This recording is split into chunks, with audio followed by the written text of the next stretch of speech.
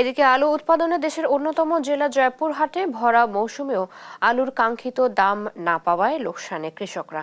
এ বিষয়ে আরো জানাতে সরাসরি যুক্ত হচ্ছেন আমাদের সহকর্মী রেজাউল করিম। রেজা, কথা বলবো তার সাথে। রেজা, কৃষকদের কথা চিন্তা করে কর্তৃপক্ষ কোনো ব্যবস্থা নিয়েছে কিনা জানাবেন। হ্যাঁ চৈতি, আমি এখন দাঁড়িয়ে আছি কালাই উপজেলার, এটা হচ্ছে বেগুনগ্রাম কাথাইল বিস্তীর্ণ আলুর মাঠে। এই মাঠে কিন্তু এই উপজেলা আলু উৎপাদনের বা পুরো জেলাতেই কিন্তু আলু উৎপাদন, তার মধ্যে কালাই উপজেলার তো সবচেয়ে বেশি আলু উৎপাদন হয়। তো আমি একটা বিষয় জানিয়ে রাখি যে বাংলাদেশের আলু উৎপাদনের ক্ষেত্রে অন্যতম জেলা, অর্থাৎ বৃহৎ জেলার মধ্যে যে দুই তিনটি জেলা আছে তার মধ্যে দ্বিতীয় অবস্থানে এই জয়পুরহাটের এই জয়পুরহাট জেলা। তো একটা বিষয় জানিয়ে রাখি যে এখানকার যে কৃষক যে আলু উৎপাদনের সময়, এই আলু লাগানোর সময় যে কৃষকদের যে আলুর বীজ এবং সার যে একটা তারা যে অভিযোগ করে জানিয়েছেন যে একটা সিন্ডিকেটের মাধ্যমে কিন্তু আলুর যখন বীজ 2600-2800 টাকা বীজের দাম থাকে, কিন্তু তারা কিন্তু 5000 টাকা পর্যন্ত, 5500 টাকা পর্যন্ত আলুর বীজ কিন্তু কিনেছে, এবং সারও কিন্তু প্রায় 1000-1500 টাকা পর্যন্ত সার সংকট দেখিয়ে কিন্তু সার তাদের কিনে আলু উৎপাদন করেছে। কিন্তু সবচেয়ে দুঃখের খবর হচ্ছে যে কৃষকরা যেটি অভিযোগ করে জানিয়েছেন যে আজকে কিন্তু আলুর বাজার 8 থেকে 10 টাকা, এই যে সাদা ক্যারেট আলু বিক্রি হচ্ছে এবং লাল ক্যারেট আলু 10 টাকায় বিক্রি হচ্ছে, এবং যে গুটি আলুটা সর্বোচ্চ 15 টাকা পর্যন্ত প্রতি কেজি বিক্রি হচ্ছে।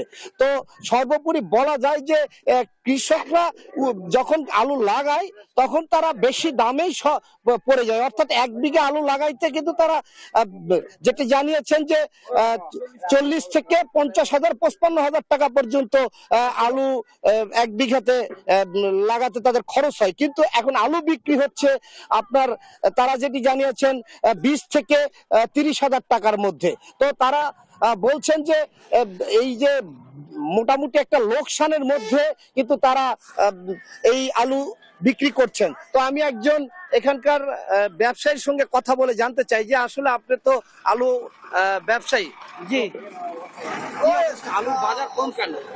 বাজার কম, এটা অন্যান্য সব এলাকাতে একসঙ্গে আলু উঠতেছে, হ্যাঁ, এই কারণে বাজার কম। কি কারণে কম? কম উৎপাদন বেশি, দেশের বাইরে যাওয়ার কোনো পোষ নাই, এই কারণে আলুর দাম কম। তো এখানে আরেকজন কৃষকের সাথে আমি একটু কথা বলে জানতে চাই যে আপনি তো কৃষক। না ভাই, আমি আলু কিনছি। আচ্ছা, কৃষক আপনি, আপনাদের উৎপাদন খরচ কৃষক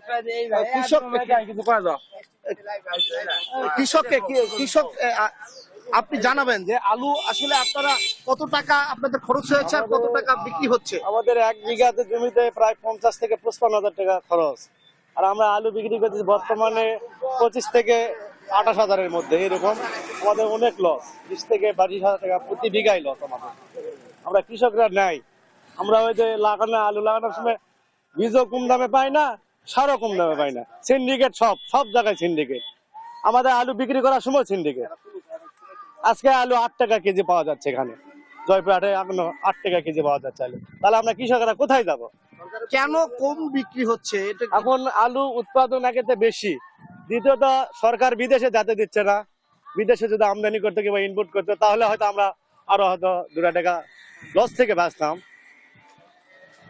ধন্যবাদ। তো আরেকটা বিষয় জানিয়ে রাখি যে এখানে এই যে আমাদের গত মৌসুমে আলুর দাম কিন্তু এই সারা দেশেই বেশি হওয়ার কারণে, অর্থাৎ আমরা খুচরা বাজারে যে আলু 80 টাকা পর্যন্ত কেজি বিক্রি হয়েছে, আমাদের জয়পুরহাট বাজারে কিন্তু 80 টাকা পর্যন্ত বিক্রি হয়েছে। এ কারণে কিন্তু সরিষা আবাদ গতবারে বেশি ছিল, সেই সরিষা আবাদ কিন্তু এবারে এই কৃষকরা কম করেছে, আলুর দিকে ঝুঁকে পড়েছেন। তো এবং যেটি এটা কৃষি বিভাগ যেটি জানিয়েছেন যে আসলে তারা নিয়মিত মনিটরিং, কৃষি বিপণন যে সরকারি সংস্থাগুলো আছে মনিটরিং করেন, কিন্তু আসলে এটা বৃহৎ পরিসরে এখানে চাষাবাদ হয়, এই কারণে কিন্তু তারা মনিটরিং ব্যবস্থাটা অত জোরদার না, এখানকার যে কৃষক যারা তারা জানিয়েছেন।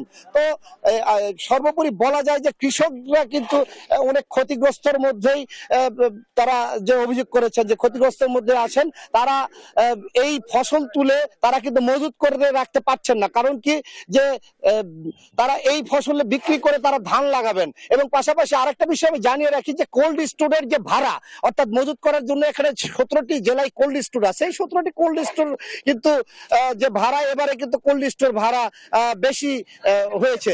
তো বলা যায় যে কোল্ড স্টোরে ভাড়াও বেশি, এই সার বীজের দামও বেশি, আলু বিক্রি কম দামে হচ্ছে।